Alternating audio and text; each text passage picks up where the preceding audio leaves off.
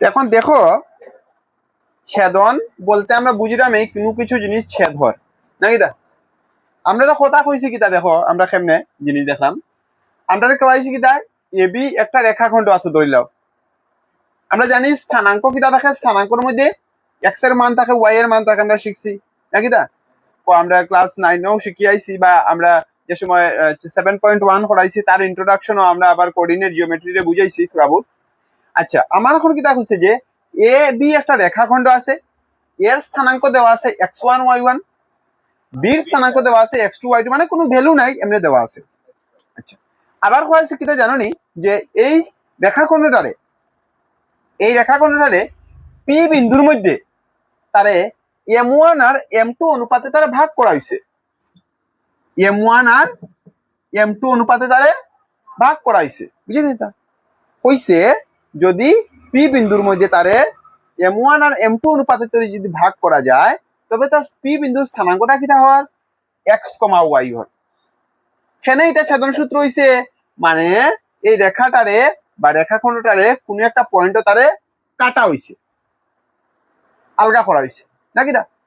তো এই যে রেবি রেখাখণ্ডটারে পি বিন্দুতে তার যে মানে কইতে গেলে ছেদ করা হইছে বা আলদা করা হইছে, যেটা m1 m2 অনুপাতে, এবং তার ছেদ বিন্দুর স্থানাঙ্কটা xy হইছে। আমরা এখন কি তা শিখবো এখানের মধ্যে ছেদন সূত্র দিয়া আমরা শিখবো যে যেখানের মধ্যে তারা পার্ট খোলাইবো বা তার হইতে গেলে ছেদ খোলাইবো, ওই ছেদবিন্দুর স্থানাঙ্ক কেমনে জানবো।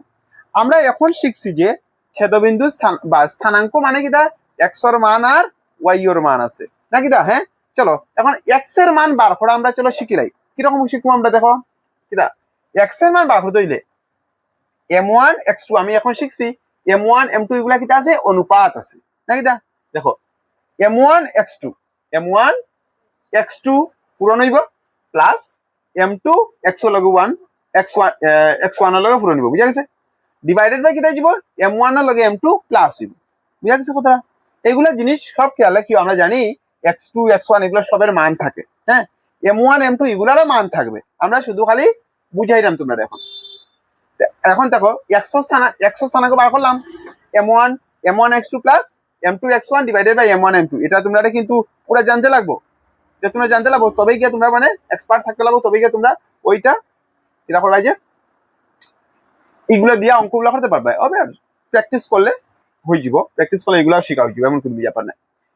ওয়াই এর স্থানাঙ্ক আমরা বার করবো, ওয়াই এর স্থানাঙ্ক বার করতে গেলে সেম ওয়াই মু m1 m2 এরকমই, খালি x2 জায়গার মধ্যে y2, y1 x1 এর জায়গার মধ্যে y1, মানে m1 y2 plus m2 y1 divided by m1 y2 নাকি দা।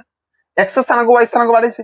আর আমরা জেনারেলি স্থানাঙ্কর ফরম্যাট কিটা থাকে, আমরা জেনারেলি স্থানাঙ্কর ফরম্যাট কিটা থাকে xy এরকম জানি, এটা হলো স্থানাঙ্ক, কোন বিন্দুর স্থানাঙ্ক নাকি।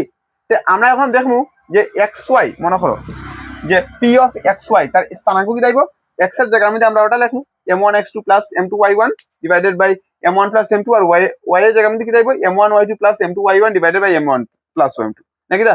বুঝা গেছে কিনা না। তো ওটা হইছে কি আমরা ছেদন সূত্র, বুঝছো নাকি দা। ছেদন সূত্র বুঝছো কিদা, এবং ছেদন সূত্র কি তার লাগিয়া ওটা বুঝছো তোমরা।